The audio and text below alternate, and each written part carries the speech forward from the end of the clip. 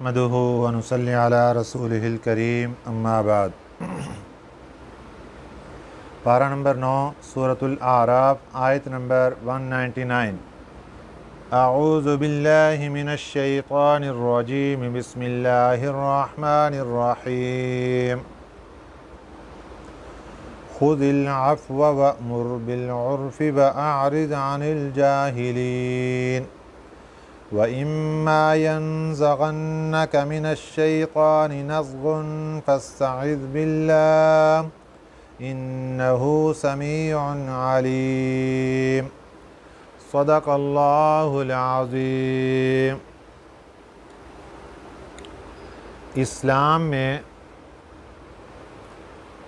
پورا عمل کرنے کے لیے 5 شعبے ہیں۔ جو بندہ چاہتا ہے کہ میں دین اسلام پر پورا اتروں، اور جس کو ہم عرف عام میں دیندار کہتے ہیں، دیندار کب کہلائے گا اور اسلام پر پورا عمل کب ہوگا؟ جب وہ 5 شعبے پر عمل کرے گا۔ 5 شعبوں میں عقائد، عبادات، معاملات، معاشرت اور اخلاق، ان 5 شعبوں پر پوری پابندی کرنا، اس کا نام دینداری ہے۔ اکیلے نماز پڑھ لینا یہ تو عبادات کا ایک جز ہے۔ قرآن پاک کی تلاوت کر لینا عبادات کا ایک جز ہے۔ تو شعبہ ہے عبادات، اس کا ایک جز، اس پر عمل کر کے دوسروں کو حقیر سمجھنا، شاید کہ آپ عبادات کے اندر بہتر چل رہے ہیں اور وہ بندہ بندی دوسرے شعبوں کے اندر ہم سے بھی آگے ہو۔ اس لیے سب سے زیادہ زور اخلاقیات پر دیا جاتا ہے کہ انسان کے اخلاق اعلیٰ ہونے چاہیے۔ آج کے سبق میں اعلیٰ اخلاق کی تعلیمات پر اللہ رب العزت کی طرف سے ہدایت اور نصیحتیں جو ہمارے نبی صلی اللہ علیہ وسلم کو عطا فرمائی گئیں، ان کا ذکر ہے۔ جو باتیں اللہ تعالیٰ نے اپنے نبی صلی اللہ علیہ وسلم کو عطا فرمائیں، وہ در حقیقت اس امت کے لیے مشعل راہ ہیں۔ اصل امت کے لیے احکامات ہیں، وہ اللہ اپنے نبی کو بتاتے ہیں، پھر نبی امت کو بتاتے ہیں۔ تو اس طریقے سے امت کے لیے احکامات اللہ تعالیٰ کی طرف سے ہمارے نبی صلی اللہ علیہ وسلم کے واسطے سے پہنچ جاتے ہیں۔ آج کا سب سے پہلا حکم جو اللہ تعالیٰ نے اپنے نبی صلی اللہ علیہ وسلم کے ارشاد فرمایا، خذ العفو۔ خذ کا لفظی معنی ہوتا ہے پکڑ لو، عفو کا معنی ہوتا ہے درگزر کرنا۔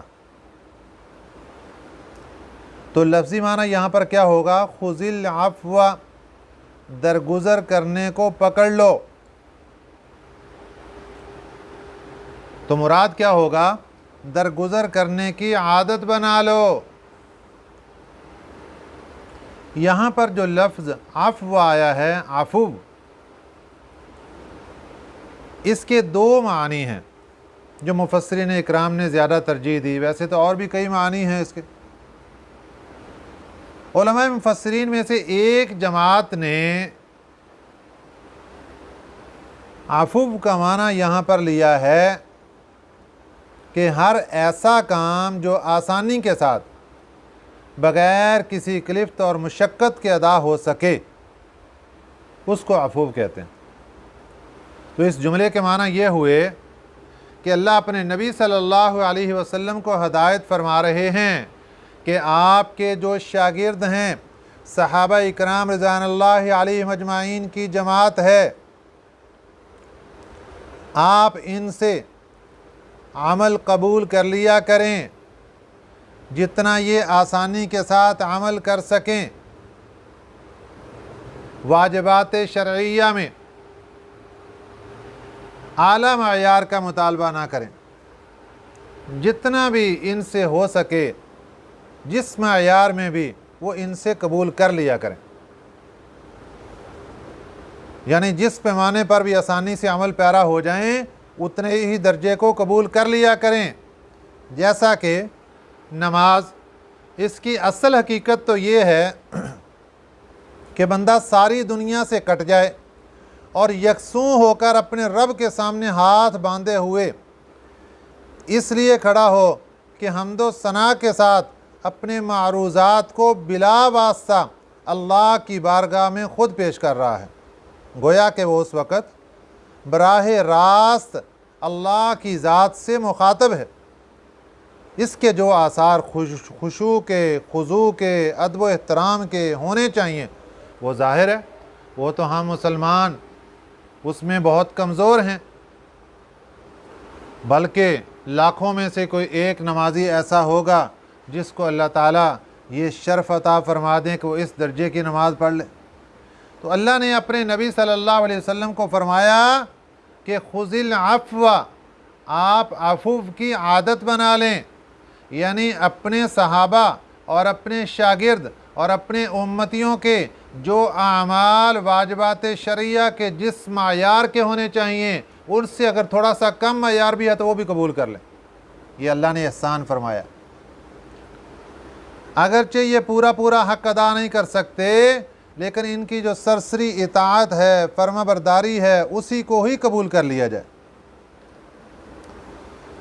صحیح بخاری میں حضرت عبداللہ بن زبیر رضی اللہ تعالیٰ عنہ نبی پاک صلی اللہ علیہ وسلم سے منقول ہیں، نقل فرماتے ہیں، یہی معنی نقل کیا کہ یہاں پر خذ العفو، یہاں پر عفو سے مراد یہی ہے کہ لوگوں کے اوپر آسانی پیدا کی جائے کہ ان کے آسان اعمال جس طریقے سے بھی ہیں ان کو قبول کر لیا جائے۔ ایک روایت میں یہ ہے کہ نبی پاک صلی اللہ علیہ وسلم نے اس آیت کے نازل ہونے کے بعد فرمایا کہ مجھے اللہ تعالیٰ نے لوگوں کے اعمال و اخلاق میں سرسری اطاعت قبول کرنے کا حکم دے دیا۔ میں نے ارادہ کر لیا ہے کہ جب تک میں ان لوگوں کے ساتھ ہوں ایسا ہی عمل کروں گا۔ تو ایک معنی یہاں پر ہوا کہ ان کے سرسری اعمال قبول کر لیے جائیں، کوئی واجبات شرعیہ میں معیار پورا نہیں ہو رہا، اس کے اندر کوئی کمی کوتاہی ہو رہی، اللہ فرماتے ہیں کوئی بات نہیں، پورا کر لو، قبول کر لو اس کو۔ دوسرا معنی خذ العفو، عفو کا دوسرا معنی ہے درگزر کرنا۔ جمہور مفسرین نے تو پہلا معنی لیا ہے، بلکہ بعض مفسرین فرماتے ہیں کہ نہیں، یہاں پر درگزر کرنے کا معنی مراد ہے، اور نبی پاک صلی اللہ علیہ وسلم سے یہ معنی بھی منقول ہے کہ آپ نے اس کے بارے میں بھی ارشاد فرمایا۔ جب یہ آیت مبارکہ نازل ہوئی تو نبی پاک صلی اللہ علیہ وسلم نے حضرت جبریل امین علیہ السلام سے اس آیت کا مطلب پوچھا۔ جبریل امین علیہ السلام نے اللہ تعالیٰ سے دریافت کیا اور پھر مطلب بتایا کہ اس آیت میں حکم یہ دیا گیا ہے کہ جو شخص آپ پر ظلم کرے آپ اس کو معاف کر دیں، خذ العفو، درگزر کرنے کی عادت بنا لیں۔ جو آپ کو کچھ نہ دے آپ اس پر بخشش کریں، جو آپ سے قطع تعلقی کرے آپ اس سے جوڑ پیدا کریں۔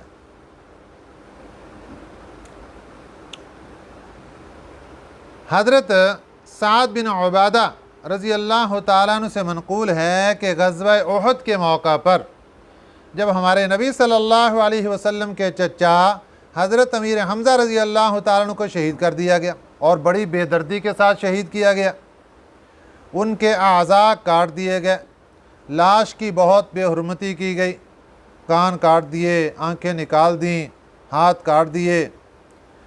نبی پاک صلی اللہ علیہ وسلم نے جب اپنے چچا کی لاش کو اس حالت میں دیکھا تو فرمایا کہ جن لوگوں نے حمزہ کے ساتھ ایسا معاملہ کیا ہے میں ان کے 70 آدمیوں کے ساتھ ایسا ہی معاملہ کر کے چھوڑوں گا۔ بہت غصے کا اظہار فرمایا۔ اس موقع پر قرآن پاک کی یہ آیت مبارکہ نازل ہوئی، اللہ تعالیٰ نے فرما دیا خذ العفو، آپ درگزر کرنے کی عادت بنائیں، آپ کا یہ مقام نہیں ہے، آپ کے شان شان نہیں ہے، آپ عفو اور درگزر سے کام لیں۔ آج کا مسلمان اگر اپنی تکلیف کو درگزر کر دے گا اور بدلہ نہیں لے گا، طاقت ہونے کے باوجود بھی درگزر کر دے گا اپنے نبی صلی اللہ علیہ وسلم کی سنت سمجھ کر، اللہ کا حکم سمجھ کر، تو وہ اعلیٰ درجات جو اللہ تعالیٰ نے معافی کے رکھے ہیں وہ اللہ تعالیٰ اس کو عطا فرمائیں گے۔ اب یہاں پر عفو کے دو معنی سامنے آ گئے، ظاہری طور پر تو اس میں فرق لگ رہا ہے لیکن حاصل دونوں کا ایک ہی ہے۔ پہلے میں کیا بتایا گیا کہ اعمال و اخلاق میں سرسری اطاعت فرما برداری کو قبول کر لیا جائے، اس میں زیادہ تجسس اور تفتیش نہیں کرنی، اعلیٰ معیار کی اطاعت کا مطالبہ بھی نہیں کرنا، اور دوسرے میں کیا فرمایا، ان کی خطاؤں اور قصور سے درگزر کر دینا ہے، ظلم کا انتقام نہیں لینا۔ دونوں کا ایک ہی مطلب ہے، پہلے میں بھی درگزر، دوسرے میں بھی درگزر۔ چنانچہ نبی پاک صلی اللہ علیہ وسلم اپنے اس تربیت کے بعد اللہ تعالیٰ نے ان کو مکارم اخلاق، اعلیٰ اخلاق کے درجے پر فائز فرما دیا۔ تو فرمایا خذ العفو،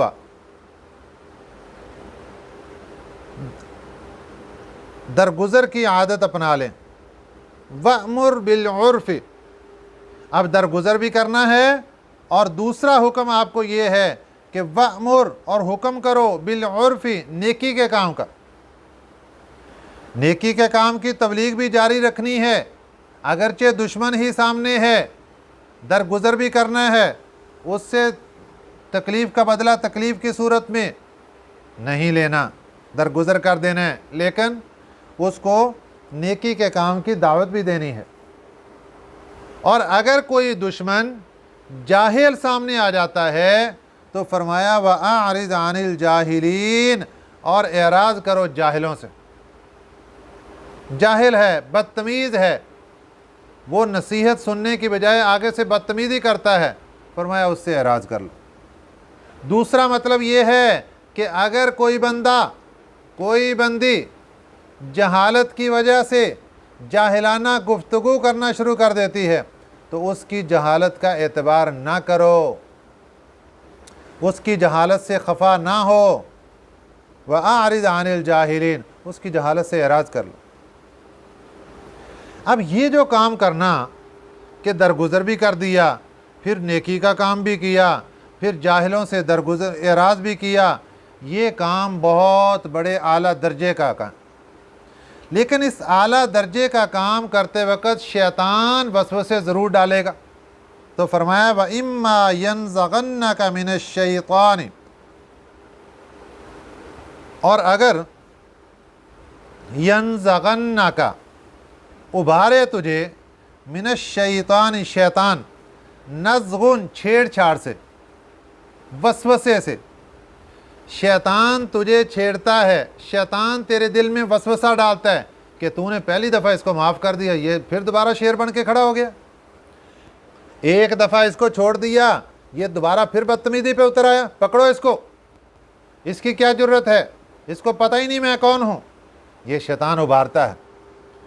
فرمایا وَإِمَّا يَنزَغَنَّكَ، اور اگر ابھارے تجھے، من الشیطان، شیطان، نزغن، چھیڑ چھاڑ سے، فَاسْتَعِذْ بِاللَّهِ، ایسے موقع پر اللہ سے پناہ مانگ، اللہ سے پناہ طلب کر، یہ طریقہ بتا دیا۔ اِنَّهُ سَمِيعٌ عَلِيمٌ، بے شک اللہ کی ذات سننے والی، جاننے والی ہے۔ طریقہ بتا دیا کہ جب انسان کے اوپر شیطان کا کبھی حملہ ہو جائے اور انسان کو پتہ چل جائے کہ شیطان کا حملہ ہے اور شیطان مجھ سے گناہ کروانا چاہتا ہے، شیطان جوش دلا کر مجھ سے کوئی برا کام کروانا چاہتا ہے، تو اسی وقت انسان کو چاہیے کہ اللہ کی پناہ میں چلا جائے۔ اللہ کی پناہ کیسے لینی ہے؟ ہمارے آقا صلی اللہ علیہ وسلم نے اس کا طریقہ بھی بتا دیا۔ دو آدمی تھے، لڑائی کر رہے ہیں، اور ایک کو بہت زیادہ غصہ آ گیا۔ آپ صلی اللہ علیہ وسلم نے فرمایا کہ میرے پاس ایک ایسا جملہ ہے کہ اگر یہ جملہ بندہ اپنی زبان سے اس وقت بول دے اس کا سارا غصہ ختم۔ انہوں نے کہا حضور کون سا جملہ؟ فرمایا اعوذ باللہ من الشیطان الرجیم، یہ جملہ بول دو۔ اس نے بولا، اس کا غصہ سارا ختم ہو گیا۔ تو ہمارے پاس طریقہ آ گیا کہ جب بھی کبھی لڑائی کا موقع آئے تو ہمیں چاہیے کہ اسی وقت اعوذ باللہ من الشیطان الرجیم یہ جملہ پڑھ کے ہم اللہ کی پناہ حاصل کر لیں، کیونکہ لڑائی شیطان کے لیے بہت اچھی چیز ہے، لڑائی شیطان کے لیے بہت اعلیٰ چیز ہے، وہ اس کو بہت پسند کرتا ہے، وہ بڑی خوشی کے ساتھ بیٹھ کے وہ نظارہ کرتا ہے اور اس میں اپنا موقع تلاش کرتا ہے کہ کب میں ڈنگ ماروں اور اس کو ہلاک کر دوں۔ طریقہ بتا دیا گیا۔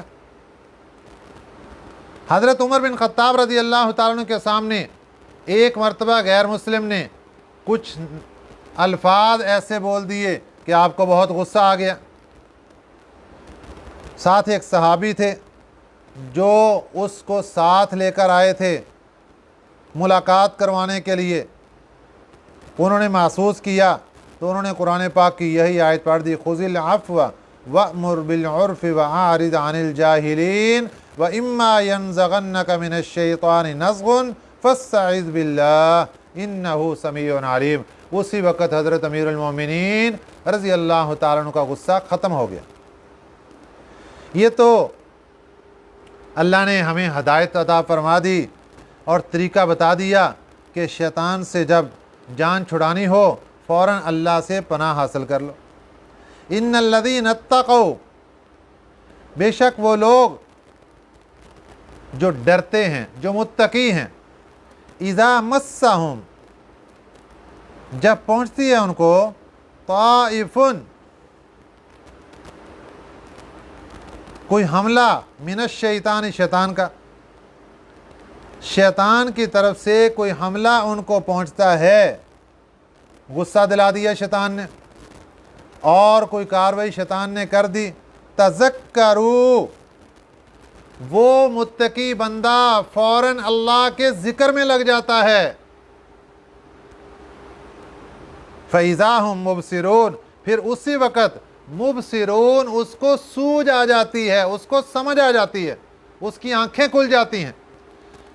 کیونکہ جب انسان کسی سے لڑ رہا ہوتا ہے اس کی عقل پر پردہ آ جاتا ہے اور شیطان اس پردے سے فائدہ اٹھا کر اس کے اوپر حملہ کرتا ہے اور اس کی زبان سے وہ کلمات کہلوا دیتا ہے جس کے اوپر پھر انسان ساری زندگی پچھتاتا رہتا ہے۔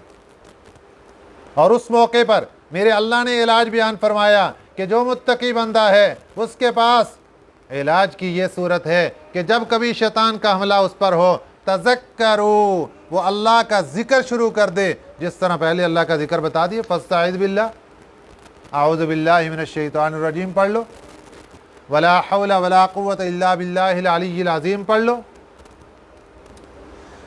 یہ تو لڑائی کے موقع پر، اور بھی کسی موقع پر اگر شیطان گناہ کروانا چاہتا ہے اور ہمیں محسوس ہو گیا کہ اب شیطان میرے اوپر اپنا جال ٹیٹ کر رہا ہے اور مجھ سے یہ گناہ کروانا چاہتا ہے یا گناہ شروع بھی کر دیا، فوراً تذکروا، اللہ کا ذکر شروع کر دو، فَإِذَا هُمْ مُبْصِرُونَ، نتیجہ کیا نکلے گا کہ اس کو سمجھ آ جائے گی، سوجھ آ جائے گی۔ اللہ نے جو اس کو عقل و شعور عطا فرمایا، گناہ کی پہچان عطا فرمائی، اس پر پردہ پڑ چکا تھا، جیسے ہی اللہ کو یاد کیا وہ پردہ ہٹ گیا اور اس نے اپنے عقل و شعور کے ذریعے سے اللہ کی ذات کو پہچان لیا اور اس کے خوف اور ڈر کو سامنے رکھتے ہوئے شیطان کو بھگا دیا۔ یہ تو متقی بندے کی نشانی۔ وَإِخْوَانُهُمْ، اور ان کے بھائی، شیطانوں کے بھائی، یمدونہم، وہ ان کو کھینچتا ہے، فی الغی، گمراہی میں۔ شیطانوں کے بھائی کون سے؟ جو متقی نہیں ہیں۔ ایک طرف متقی اور ایک طرف دوسرے کو کیا کہا؟ شیطان کے بھائی۔ جو متقی نہیں ہے، جس کے دل میں اللہ کا خوف نہیں، جس کے پاس تقوی جیسی نعمت نہیں، اللہ نے فرمایا شیطان کے بھائی ہیں۔ ان کے اوپر جب شیطان حملہ کرتا ہے तो फिर क्या हालत होती, चूँकि इनके पास तकवा की दौलत नहीं। इसलिए जब शैतान हमला करता है, इनको अल्लाह की याद भी नहीं आती, ये उससे गाफिल रहते हैं। वो पर्दा पहले ही पड़ा था क्योंकि तकवा नहीं था। अगर तकवा होता, अगर रोशनी होती, तो ये पर्दा आया वक्ती तौर पर, ये अल्लाह को याद करता, वो पर्दा हट जाता, फिर इसको शऊर आ जाता और ये शैतान से भाग जाता। लेकिन इसके पास तो तकवे की दौलत नहीं। व इख्वानुहुम, और इनके भाई, यमुद्दूनहुम, खींचते हैं उनको, फिल गय्यी, गुमराही में। ये शैतान जब उन पर हमला करते हैं, फिर उनको अपने हाथ के अंदर ऐसे मिला देते हैं जिस तरह गेंद को बच्चे अपने हाथ के अंदर लेकर घुमाते हैं।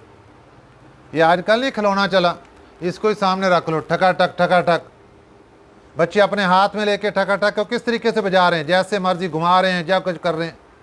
तो जो बंदा मुत्तकी नहीं है वो शैतान का भाई है, और शैतान उसको अपने हाथ में लेकर खिलौना बनाता है, और बनाकर क्या करता है, यमुद्दूनहुम, वो शैतान उनको खींचते चले जाते हैं, फिल गय्यी, गुमराही में, सुम्मा ला युक्सिरून, फिर वो कमी नहीं करते उसमें, आगे गुमराही के अंदर खींचते खींचते खींचते उनको ले जाकर किसी अंधे कुएं के अंदर गिरा देते हैं, और फिर उनको होश भी नहीं रहती। वइज़ा लम तअतिहिम बिआयतिन, मुशरिकीन मक्का ने आप सल्लल्लाहु अलैहि वसल्लम से फरमाइशी मौजज़ात के मुतालबे किए, अगर आप नबी हैं ये मौजज़ा दिखाएं, अगर आप नबी हैं ये करके दिखाएं। वइज़ा लम तअतिहिम, और जब तो न लेकर आया, बिआयतिन, कोई निशानी, तो कालू, कहने लगे, लौ लज्तबैतहा, लौ लज्तबैतहा, क्यों नहीं तू छांट लाया उसको, क्यों नहीं निकाल कर लाया उस मौजज़े को, क्यों नहीं दिखाया तूने वो मौजज़ा, जो फरमाइशी मौजज़ा हमने मांगा था वो क्यों नहीं दिखाया। याद रखना कि मौजज़ा नबी के इख्तियार में नहीं होता, मौजज़े के अंदर हाथ तो नबी का होता है, लेकिन इख्तियार और ताकत पीछे अल्लाह की ज़ात की होती है। इसलिए फरमाया वइज़ा लम तअतिहिम बिआयतिन, और जब तू ना लेकर आया उनके पास कोई निशानी, कालू, तो कहने लगे, लौ लज्तबैतहा, क्यों ना तू छांट लाया उस मौजज़े को, उस निशानी को। कुल, फरमा दीजिए, इन्नमा अत्तबिउ मा यूहा, मैं तो पैरवी करता हूँ उस चीज़ की, यूहा इलैया मिर रब्बी, जो वही की जाती है मेरी तरफ, मेरे रब की तरफ से। मेरे ऊपर मेरा रब जो वही करता है, मैं तो उसकी पैरवी का पाबंद हूँ। अल्लाह जब चाहता है मेरे हाथ से मौजज़ा ज़ाहिर फरमा देता है, और जब चाहता है ज़ाहिर नहीं फरमाता। तो मौजज़ा मेरे इख्तियार में तो नहीं, मैं तो अल्लाह के हुक्म का पाबंद हूँ।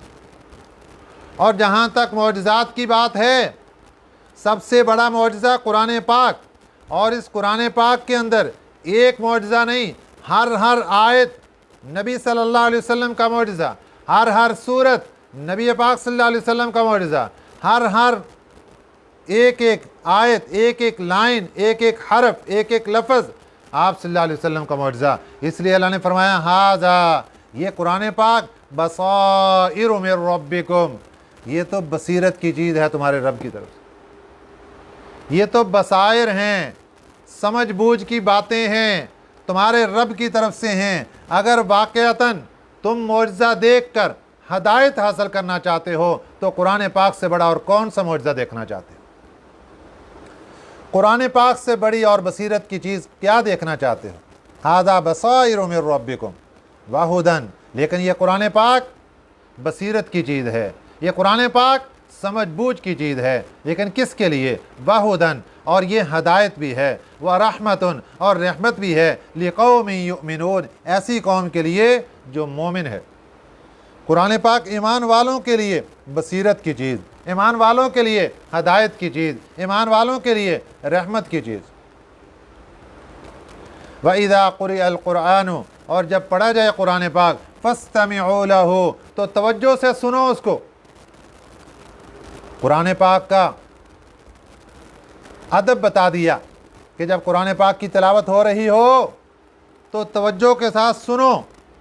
व अनसितु, اور خاموشی اختیار کرو، لعلکم ترحمون، تاکہ تمہارے اوپر رحم کیا جائے۔ یہاں پر قرآن پاک کا بہت بڑا ادب بیان کر دیا گیا کہ قرآن پاک جب پڑھا جا رہا ہو تو توجہ سے قرآن پاک سنو۔ اس لیے حکم یہ ہے کہ اگر بندہ الگ تلاوت کر رہا ہے اور ساتھ دوسرے لوگ بیٹھے ہیں تو اتنی اونچی آواز سے تلاوت نہ کرے جس سے دوسرے لوگ ڈسٹرب ہوں۔ زبردستی نہیں کسی کو سنانا۔ ہاں اگر وہ سننے کے لیے بیٹھے ہیں تو پھر اونچی آواز سے پڑھنا چاہیے، پھر سنانا چاہیے۔ اور اس کے اندر ایک اور معاملہ جو آج کل ہمارے لیے بہت بڑی غفلت ہے، اس میں ہم گھر کے اندر قرآن پاک کی تلاوت چلا لیتے ہیں۔ سورہ بقرہ وہ گھر کے اندر چلا دی۔ اگر تو میرے پاس ٹائم ہے کہ میں پوری سورہ بقرہ بیٹھ کر سن سکتا ہوں، سن سکتی ہوں، تو تلاوت آن کر دو، بیٹھ کے سنو۔ یہ قرآن پاک کا ادب ہے۔ اللہ نے فرمایا وَإِذَا قُرِئَ الْقُرْآنُ، جب قرآن پاک پڑھا جائے فَاسْتَمِعُوا لَهُ، توجہ کے ساتھ سنو، حکم دیا قرآن پاک۔ اور اگر فرمایا وَأَنصِتُوا، اور خاموشی بھی اختیار کرو، توجہ بھی مکمل رکھو اور خاموشی بھی اختیار کرو۔ فائدہ کیا ہوگا؟ لعلکم ترحمون، تاکہ اللہ تمہارے اوپر رحم کرے۔ اب انسان کے پاس ٹائم ہے نہیں، گھر کے اندر برتن دھونے والے، گھر کے اندر صفائی کا معاملہ کرنے والا، بچوں کا ناشتہ تیار کرنا ہے، لیکن صبح صبح سورہ بقرہ کی تلاوت لگا دی، گھر کے اندر خیر ہوگی؟ کوئی خیر نہیں ہوگی اس سے۔ گھر کے اندر خیر اس وقت ہوتی ہے جب قرآن پاک کے آداب کو ملحوظ خاطر رکھا جاتا ہے۔ اگر کسی نے قرآن پاک کی تلاوت نہیں سننی تو مت لگائیے قرآن پاک کی تلاوت، اور اگر کسی نے سننی ہے تو جو ایک بندہ سننے کے لیے بیٹھا ہے اس کی اتنی آواز رکھی جائے کہ صرف وہ سن سکے۔ یہ قرآن پاک کے ادب کی چیز ہے۔ یہ قرآن پاک کے ساتھ بے ادبی مت کیجئے کہ قرآن پاک کی تلاوت لگا دی اور باقی گھر کے اندر کاموں کاجوں میں مصروف، کیونکہ اللہ نے قرآن پاک میں حکم فرما دیا فَاسْتَمِعُوا لَهُ، توجہ کے ساتھ سنو جب قرآن پاک پڑھا جا رہا ہے۔ اسی طرح بعض ہوٹلوں میں، بعض دکانوں میں قرآن پاک کی تلاوت صبح صبح لگا دی جاتی ہے اور لگا کر اپنے اپنے کام دھندے میں مشغول ہو جاتے ہیں، تلاوت قرآن پاک کی طرف توجہ نہیں کرتے۔ یہ بھی بے ادبی ہے، اس سے خیر نہیں ملتی، اس سے بلکہ انسان گناہ کا شکار ہو جاتا ہے۔ قرآن پاک کی بے ادبی جائز نہیں ہے۔ اس لیے ہمیں چاہیے کہ چاہے تھوڑی سن لیں، خود پڑھ لیں، تلاوت کریں، اور اگر سننا ہے تھوڑا سن لیں، پوری سورہ بقرہ نہیں سن سکتے، ایک رکوع سن لو، 2 سن لو، جتنا ٹائم ہے اتنی تلاوت لگاؤ، اور سب کچھ چھوڑ چھاڑ کے قرآن پاک کا ادب ملحوظ خاطر رکھو، پھر دیکھنا کہ اس کی خیر و برکات کتنی حاصل ہوتی ہیں۔ وَاذْكُرْ رَبَّكَ، اور یاد کرو اپنے رب کو، فی نفسی کا، ذکر کرنے کا طریقہ بیان فرما دیا، اللہ کا ذکر کرنے کا طریقہ، تلاوت قرآن پاک کرنے کا طریقہ۔ وَاذْكُرْ رَبَّكَ، اور یاد کرو اپنے رب کو، فی نفسی کا، اپنے دل میں۔ ایک طریقہ یہ ہے کہ قرآن پاک کی تلاوت دل میں کرتے جاؤ، ذکر اللہ دل سے کرتے جاؤ۔ جب دل سے کریں گے تو زبان خود بخود اس کے اندر آئے گی۔ دوسرا طریقہ یہ ہے کہ زبان سے بھی ان الفاظ کا اظہار کیا جائے۔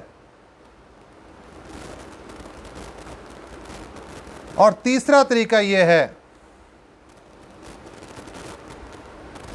کہ زبان سے تو پڑھ رہا ہے مگر دل جو ہے وہ متوجہ نہیں ہے۔ تینوں طریقوں سے ذکر اللہ ہو سکتا ہے، اجازت ہے، لیکن بہتر یہ ہے کہ انسان کا دل بھی متوجہ ہو اور انسان کی زبان بھی متوجہ ہو۔ اور ادب کیا ہوگا؟ وَاذْكُرْ رَبَّكَ، اور یاد کرو اپنے رب کو، فی نفسی کا، اپنے دل میں، تضرعاً، عاجزی کے ساتھ، وخیفتاً، اللہ کے خوف کے ساتھ۔ یہ دونوں ادب ملحوظ ہوں، دل سے اللہ کا ذکر ہو رہا ہے اور زبان سے بھی اللہ کا ذکر جاری ہے، آواز نہیں آ رہی، بغیر آواز کے اللہ کا ذکر ہے، دل اور زبان دونوں اللہ کا ذکر کر رہے ہیں، فرمایا عاجزی کے ساتھ کرو، وخیفتاً اور اللہ کے خوف کو مد نظر رکھتے ہوئے کرو، ودون الجہر من القول اور بلند آواز سے کم میں۔ جہر من القول اس کا معنی ہے بلند آواز، دون کا معنی ہے کم، یعنی جس طرح ہم بلند آواز میں گفتگو کرتے ہیں، بولتے ہیں، اس سے ذرا کم آواز میں اس طریقے سے بھی ذکر اللہ ہو سکتا ہے، اس طریقے سے بھی تلاوت قرآن پاک ہو سکتی ہے۔ بالغدو صبح بھی کرو، والآصال اور شام کو بھی کرو، ولا تکن من الغافلین اور نہ ہو جاؤ غافلین میں سے۔ یہ اللہ نے حکم دے دیا، صبح بھی اللہ کا ذکر، شام کو بھی اللہ کا ذکر، عاجزی کے ساتھ اور اللہ کا خوف مد نظر رکھتے ہوئے دل میں بھی کر سکتے ہو، اور اونچی آواز سے بھی اللہ کا ذکر ہو سکتا ہے۔ ایک دن میرے پیارے پیغمبر صلی اللہ علیہ وسلم رات کے آخری پہر میں مدینہ طیبہ کی گلیوں میں نکل آئے۔ چلتے چلتے سیدنا عمر بن خطاب رضی اللہ تعالیٰ عنہ کے دروازے پر جا پہنچے۔ سنا کہ اپنا شاگرد، میرے پیغمبر صلی اللہ علیہ وسلم کا تربیت یافتہ شاگرد حضرت عمر بن خطاب رضی اللہ تعالیٰ عنہ قرآن پاک کی تلاوت کر رہے، بہت اونچی آواز سے قرآن پاک کی تلاوت فرما رہے ہیں۔ میرے پیغمبر صلی اللہ علیہ وسلم اس کے بعد حضرت ابوبکر صدیق رضی اللہ تعالیٰ عنہ کے دروازے پر چلے گئے، وہ بھی قرآن پاک کی تلاوت فرما رہے تھے، لیکن بالکل آہستہ آواز سے۔ صبح نماز فجر پڑھی، میرے آقا صلی اللہ علیہ وسلم نے اپنے دونوں جانثاروں کو، شاگردوں کو بلا لیا، فرمایا کہ رات میں نے تمہارے پاس چکر لگایا، تم بھی قرآن پاک کی تلاوت کر رہے تھے، اے عمر اتنی اونچی آواز سے کیوں؟ اے ابو بکر تم بھی قرآن پاک کی تلاوت کر رہے تھے، لیکن اتنی آہستہ آواز سے کیوں؟ میرے آقا کے سوال پر حضرت ابو بکر صدیق رضی اللہ تعالیٰ عنہ عرض کرتے ہیں، حضور میں قرآن پاک کی تلاوت جس اللہ کو سنا رہا تھا وہ اللہ سمیع بصیر ہے، میں آہستہ سے آہستہ بھی پڑھوں تو وہ سن سکتا ہے، اس لیے میں آہستہ پڑھ رہا تھا۔ حضرت عمر بن خطاب رضی اللہ تعالیٰ عنہ سے پوچھا تو انہوں نے فرمایا کہ حضور میں اس لیے اونچی آواز سے پڑھ رہا تھا تاکہ میری نیند کا غلبہ ختم ہو جائے، میرے اندر چستی پیدا ہو جائے اور میں ہوشیار ہو کر اللہ کی تلاوت کر سکوں، قرآن پاک کی تلاوت اس انداز سے کروں۔ میرے آقا نے فرمایا عمر تم اپنی آواز کو تھوڑا سا کم کر دو، اے ابو بکر تم اپنی آواز کو تھوڑا سا زیادہ کر دو، درمیانی درجہ میرے پیغمبر نے بتا دیا۔ اس کے بعد فرمایا ان الذین عند ربک، بے شک وہ لوگ جو تیرے رب کے پاس ہیں، مراد اس سے اللہ کے فرشتے ہیں، لا یستکبرون وہ تکبر نہیں کرتے، ان عبادتی ہی اس کی بندگی سے، ویسبحونہ وہ اس کی تسبیح بیان کرتے ہیں، وَلَهُ یسجدون اور وہ اسی کو سجدہ کرتے ہیں۔ اس آیت مبارکہ کے پڑھنے کے بعد سجدہ تلاوت آ گیا ان سب پر جنہوں نے قرآن پاک کی یہ آیت سن لی۔ سجدہ تلاوت اس کا طریقہ یہ ہے کہ ابھی اگر وقت مل جائے تو ابھی ہی قرآن پاک سائڈ پہ رکھ کر بیٹھے بٹھائے اللہ اکبر کہہ کر قبلہ رخ، اللہ اکبر کہہ کر سجدے میں چلے جائیں گے، 3 تسبیحیں پڑھیں گے، پھر اللہ اکبر کہہ کر اٹھ جائیں گے، نہ کوئی سلام ہے نہ کچھ اور، بس سجدہ تلاوت ایک مکمل ہو گیا۔ اور اگر بعد میں نماز کے بعد کرنا چاہتے ہیں اس وقت بھی اجازت ہے، کھڑے ہو کر کھڑے سجدے سے آنا چاہتے ہیں یہ بھی اجازت، بیٹھے بٹھائے سجدے میں جانا چاہتے ہیں یہ بھی اجازت۔